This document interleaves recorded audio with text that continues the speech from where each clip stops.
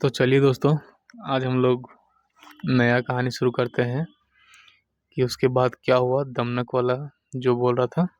तो कहानी आज का कुछ ऐसा है कि भूख से बेचैन गुमायूं नामक एक गीदड़ घूमते-घूमते अचानक उस जंगल में जा पहुंचता है जहां 2 सेनाओं में युद्ध हो चुका था, किंतु एक ढोल अभी तक वहीं पड़ा था। उस ढोल पर इधर-उधर की वृक्षों, बेलों की शाखाएँ हवा से हिलती हुई प्रहार करती थीं। उस प्रकार से ढोल से बड़े जोर की आवाज़ होती थी। आवाज़ सुनकर हुमायूँ बहुत डर गया। गिद्ध ने सोचा कि यह आवाज़ मेरे पास पहुँचे, इससे पहले ही यहाँ से निकल भागना चाहिए। उसे यह विचार आया है कि क्या पूर्वजों के ज़माने से चले आ रहे अपने इस निवास स्थान को इस प्रकार अचानक से छोड़ जाना उचित होगा?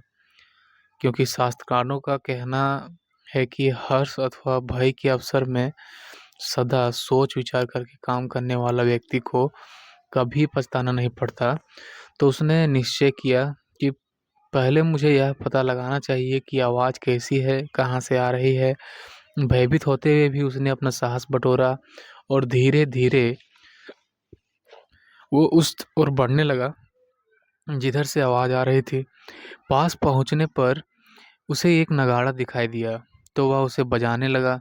फिर उसने सोचा कि बहुत दिनों के बाद आज मुझे इतना स्वाद वाला भोजन मिला है। इस नगाड़े में तो गोश्त, चर्बी, खून आदि बहुत कुछ भरा होगा। यह सोचकर उन्मत्त हुए गीदड़ ने नगाड़े में छेद कर डाला और प्रसन्न मन से उसमें घुसा और उसमें बैठ गया। लेकिन वहाँ उसे काठ के सिवाय कुछ भी नहीं मिला। सूखे चमड़े को फाड़ते हुए उसकी दाढ़ें भी टूट चुकी थी। फिर वह यह कहते हुए बाहर निकला कि मैंने तो सोचा था कि इसमें मांस, चर्बी आदि बहुत कुछ होगा, परंतु यहाँ तो सूखे चमड़े और लकड़ी के अलावा कुछ भी नहीं है। अतः शब्द मात्र से नहीं डरना चाहिए। पिंगलक ने कहा, मेरा पूरा परिवार इसी आवाज़ से भयभीत होकर यहाँ से भागने का निश्चय कर चुका है। फिर मैं अकेला यहाँ कैसे रह सकता हूँ? परिवार को किस तरह धीरज बंधाऊँ? इस पर दमनक ने कहा, स्वामी, आप अपने प्रियजनों को दोष मत दीजिए। मैं सब तो वे सब तो भयभीत आपको देखकर हो गए हैं, क्योंकि स्वामी का ही अनुकरण करते हैं सेवक। सत्य तो यह है कि निम्न सातों की मानसिकता अपने स्वामी के व्यवहार पर ही निर्भर करती है। स्वामी इन्हें जिस रूप में ढालना चाहता है, ये वैसे ही आचरण करने लगते हैं। घोड़ा, शास्त्र, शास्त्र, वीणा, वाणी, नर और नारी आदि ये सब जिस प्रकार के स्वामी के साथ रहते हैं, उसी के अनुसार अपने आप को ढाल लेते हैं। अर्थात पुरुष विशेष को प्राप्त होकर योग्य अयोग्य हो जाते हैं।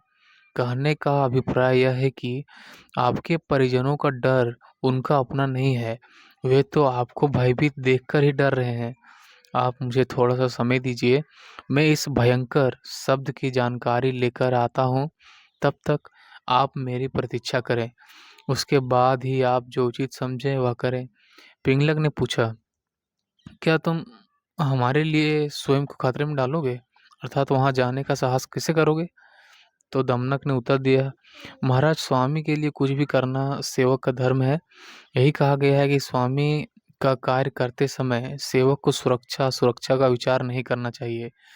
स्वामी के लाभ के लिए तो अजगर व सांप के मुंह में हाथ डालने अथवा अथाह सागर में डूबने के लिए भी सदा तैयार रहना चाहिए। अतः कहा भी गया है कि सेवक जो स्वामी का आज्ञा को सम या विषम नहीं मानता, सर्वदा अपने स्वामी के ऐश्वर्य की रक्षा में तत्पर रहता है। ऐसा सेवक राजा के द्वारा अपने समीप रखना सर्वथा उचित रहता है। इस पर पिंगलक बोलता है, तब ठीक है, तुम जाओ, ईश्वर तुम्हारी सहायता करेंगे। इस पर पिंगलक को प्रणाम कर दमनक आवाज़ का पीछा करते हुए संजीवक शब्द की ध्वनि का लक्ष्य बांधकर उसी दिशा में चल देता है। अब पिंगलक यह सोचने लगा कि दमनक को अपने मन का रहस्य बताकर मैंने कोई गलती तो नहीं की। कहीं यह मुझे से अपने को पद से हटाए जाने का बदला तो नहीं लेगा। पद से हटाए गए व्यक्ति कुलीन होने पर भी राजा के विनाश का अवसर पाकर बदला लेने से नहीं चूकते, अर्थात वे सदा अपने इस अपमान का बदला लेने का अवसर अवसर को खोजते रहते हैं। पिंगलक सोच में पड़ गया कि यदि दमनक उसे मारने के लिए उस भयंकर प्राणी को अपने साथ लेकर यहाँ आ गया, तो उसे तुरंत ही किसी सुरक्षित स्थान पर चले जाना चाहिए। नीतिकारों ने भी कहा है कि दूसरों पर विश्वास न करने वाले दुर्बल व्यक्ति भी बलवान शत्रु का शिकार होने से बच जाते हैं, जबकि दूसरों पर विश्वास करने वाले बलवान व्यक्ति भी सहज ही अपने शत्रु का शिकार बन जाते हैं। अपने को सुरक्षित एवं सुखी बनाने के लिए बुद्धिमान व्यक्ति को तो बृहस्पति जैसे पर भी कभी विश्वास नहीं करना चाहिए। इसी प्रकार शपथ लेकर संधि करने वाले शत्रु पर भी विश्वास नहीं करना चाहिए। इंद्र ने भी शपथ लेकर और विश्वास जीतकर राजलोभ से उगत हुए वृत्र को मार डाला था। विश्वास के बिना तो देवता भी शत्रु को नहीं जीत सके। विश्वास से ही इंद्र ने दिति का गर्भनाश कर दिया। यह सोचकर पिंगलक किसी सुरक्षित स्थान को में अकेला ही छिप गया और दमनक की राह देखने लगा। दमनक ने संजीवक को ढूंढ लिया और वह उसे देखकर बोला, अरे हमारे स्वामी के डर का कारण तो यह बैल है। इसके साथ स्वामी की मित्रता अथवा युद्ध करा देने से पिंगलक को अपनी मुट्ठी में करने के लिए बहुत आसान हो जाएगा। कहा भी है कि कुलीनता और सुहृदयता मतलब मैत्री भाव से राजा मंत्रियों के वाक्य में प्रवृत्त नहीं होता है, जब तक कि उस राजा को किसी व्यसन और शोक की प्राप्ति ना हो। संकट के समय को अपने अनुकूल बनाना मंत्री के लिए बड़ा आसान होता है। इसलिए समझदारी मंत्री राजा के सिर पर सदा ही किसी न किसी संकट की तलवार लटकाए रखते हैं, क्योंकि आपत्तिग्रस्त राजा ही मंत्रियों के वश में होते हैं। जिस प्रकार स्वस्थ व्यक्ति को चिकित्सक की कोई आवश्यकता नहीं होती, उसी प्रकार संकट में पड़े हुए राजा भी अपने मंत्रियों की चिंता नहीं करते। यह सोचकर दमनक मिलने के लिए पिंगलक की ओर चल पड़ा। पिंगलक ने दमनक को अकेले पास आते देखा तो वह तनकर बैठ गया और दमनक के पास आने पर उससे पूछा, कहो, क्या कुछ पता चला कि वह प्राणी कौन है? उधर में दमनक बोला, आपकी दया से देखा। पिंगलक बोला, कहो, तुम झूठ तो नहीं बोल रहे? दमनक ने कहा, स्वामी के चरण के सम्मुख असत्य नहीं कहा जाता।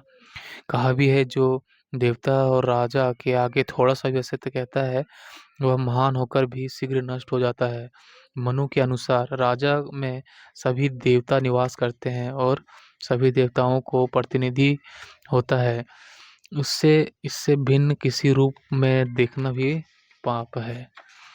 जहाँ अन्य देवी देवताओं की सेवा का कुछ फल समय बाद जन्म जन्मांतर मिलता है, वहीं सर्वदेवमय राजा की सेवा का फल तुरंत मिलता है। पिंगलक बोला, जब तुम मुझसे मिलकर ही आ रहे हो तो तुम सच ही कहते होगे, किंतु शायद तुम दीनों पर दया करने का धर्म समझते हो, इसलिए उसने तुझे छोड़ दिया होगा। नीतिकारों ने भी कहा है कि बड़े बड़े और सिर तनकर खड़े वृक्षों को वायु भले ही गिरा दे, किंतु सर झुकाकर खड़े तिनकों और छोटी छोटी बालों को वह कभी नहीं उखाड़ सकती।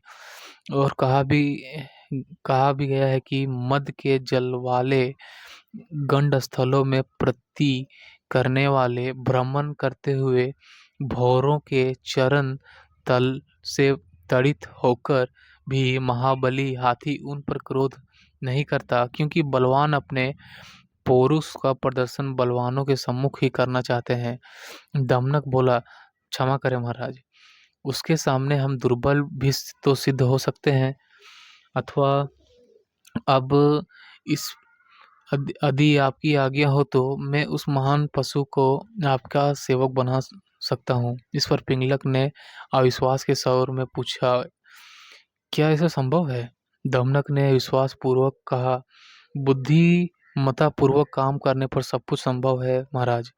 बुद्धि का महात्म्य बताते हुए कहा गया है कि कठिन से कठिन जैसा कार्य बुद्धिमत्तापूर्वक सिद्ध किया जा सकता है, वही कार्य शास्त्र, शस्त्र, हाथी, घोड़े, पैदल सेना से सिद्ध नहीं हो सकते। पिंगलक ने कहा, यदि तुम ऐसा कर सके तो मैं तुम्हें पुनः मंत्री पद सौंप दूंगा। आज के बाद अपनी प्रजा और अपने कर्मचारियों पर कृपा करने और उन्हें दंड देने का अधिकार भी तुम्हें ही होगा। पिंगलक से यह आश्वासन पाकर दमनक तुरंत संजीवक के पास पहुंचा और उसे धमकाकर बोला, अरे दुष्ट बैल, मेरे स्वामी पिंगलक तुझे बुला रहा है। तू किस लिए इस प्रकार गर्जन तर्जन करके जंगल की शांति को भंग कर रहा है?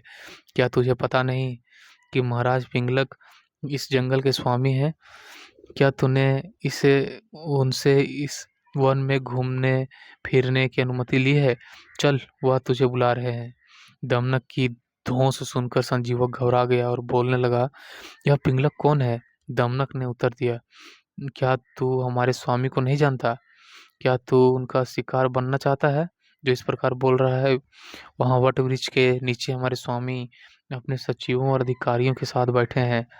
दमनक ने दमनक के इस कठोर व्यवहार से मौत को अपने सिर पर मंडराता जानकर संजीवक निराश होकर बोला, भाई तुम मुझे दयालु होने के साथ साथ व्यवहार कुशल भी लगते हो। क्या तुम अपने स्वामी से मेरी रक्षा करने की कृपा करोगे?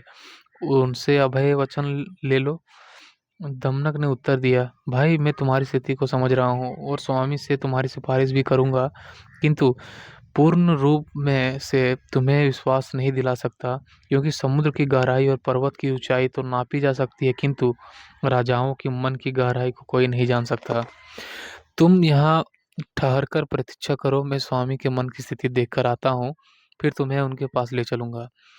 इस प्रकार संजीवक को दिलासा देकर दमनक ने पिंगलक के पास जाकर कहा, महाराज, वह कोई साधारण जानवर नहीं है, वह तो शंकर भगवान का वह नंदी है। मेरे पूछने पर वह कहने लगा कि वह किसी पिंगलक को नहीं जानता। ऐसे तो स्वयं महादेवी ने यहाँ यमुना किनारे घास चरने की आज्ञा देकर भेजा है।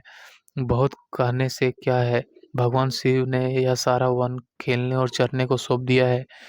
पिंगलक, सच कहते हो दमनक, भगवान के आशीर्वाद के बिना कौन बैल है जो घास खाने वाले सप्रदी से युक्त इस प्रकार के वन में निशंसक नाद करते हुए घूम सके? यह सुनकर पिंगलक घबरा उठा और बोला, हाँ, बिना किसी देवता की कृपा के इस घने जंगल में इस प्रकार गर्जन करने का साहस कोई कैसे कर सकता है? तुमने क्या सा कहा? दमनक बोलता है, महाराज, मैंने उससे कहा कि इस जंगल पर हमारे स्वामी भगवती के वाहन रूप शेर महाराज पिंगलक का पहले से ही अधिकार है। यदि आप अतिथि बनकर यहाँ रहना चाहते हैं तो उनके पास चलकर उनसे मित्रता कर लीजिए और फिर आनंद पूर्वक एक स्थान में रहकर समय व्यतीत कीजिए। इस पर उस बैल ने कहा, ठीक है, तुम अपने स्वामी से मेरा परिचय कराओ। दमनक की प्रशंसा करते हुए पिंगलक, तुम्हारी बुद्धि की प्रशंसा करनी ही होगी। मैं उससे मित्रता करने के लिए तैयार हूँ। तुम उसे शीघ्र ही अभय वचन देकर यहाँ ले आओ और हमारी मित्रता करा दो। ठीक है, कहा है। जिस प्रकार मंदिर दृढ़ स्तंभों पर ही टिका रहता है, उसी प्रकार निष्ठावान, निश्चल और निर्दोष मंत्रियों पर ही राजा का राज्य ही टिका रहता है। और भी वैसे तो सभी अपने को बृहस्पति मानते हैं, परंतु जिस प्रकार क्षत्रिय पात रोग में वेद और असाध्य स्थिति में राजनेता की बुद्धि की परीक्षा होती है, उसी प्रकार दो व्यक्तियों में फूट डलवाने तथा उनमें मैत्री कराने में मंत्री की बुद्धि की परीक्षा होती है। पिंगलक को प्रणाम करके संजीवक को बुलाने के लिए जाते हुए दमनक प्रसन्नता से सोचने लगा कि इस समय पिंगलक की जैसे मना स्थिति है, उससे तो लगता है कि मुझे मेरा खोया हुआ मंत्री पद पुनः प्राप्त हो जाएगा। नीतिकारों ने ठीक ही कहा है कि जिस प्रकार सर्दियों में अग्नि जीवनदायिनी होती है तथा दूध से बने पदार्थ का सेवन अच्छा लगता है, उसी प्रकार राजा द्वारा मान सम्मान का मिलना भी किसी सौभाग्य का सूचक है। इसके पश्चात संजीवक के पास पहुंचकर दमनक ने विनम्रतापूर्वक उससे कहा, स्वामी ने तुम्हें यहाँ पर रहने के लिए अपनी स्वीकृति दे दी है। तुम चाहो तो उनसे भेंट करने के लिए चल सकते हो। पर यहाँ यह मत भूलना कि मेरे ही कारण राजा को तुम्हारी मित्रता हो रही है। इस पर उपकार को भुला मत देना। अभिमान मत हो जाना। मुझसे मित्रता का संबंध निभाना। स्वामी को तुम्हारी मित्रता कराने के बदले मुझे मंत्री पद मिलेगा और तब राज्य का सारा कार्यभार मेरे कंधों पर होगा। मैं भी तुम्हारे संकेत से राज्य चलाऊंगा। हम दोनों की मित्रता बनी रहेगी तो दोनों राज्य लक्ष्मी का भोग करेंगे, क्योंकि शिकारी के धर्म का पालन करने से ही शिकार हाथ लगता है। एक व्यक्ति मनुष्य रूपी प्रजा का शिकार हेतु प्रेषण करता है और दूसरा इस संसार में मृगों के समान कार्य सिद्धि करता है, अर्थात उसे अपने लक्ष्य बनाता है। गर्वोत्तम होकर उत्तम, माध्यम तथा अधम राज्य अधिकारियों की अपेक्षा करने वाला व्यक्ति राजा का कृपा पात्र होने पर भी दंतिल की भांति अपने पद को खो देता है। संजीवक बोला, यह कैसे? तब दमनक कथा बोलता है और ये कथा हम लोग दोस्तों अगले वीडियो में सुनेंगे। तो आज के लिए बस इतना ही। आप कहानी सुने होंगे तो मैं आशा करता हूँ कुछ ना कुछ सीखे होंगे इससे। तो आज का बस इतना ही। अब इसको हम लोग समाप्त करते हैं। तो आप लोग खुश रहिए, मस्त रहिए, है ना? धन्यवाद।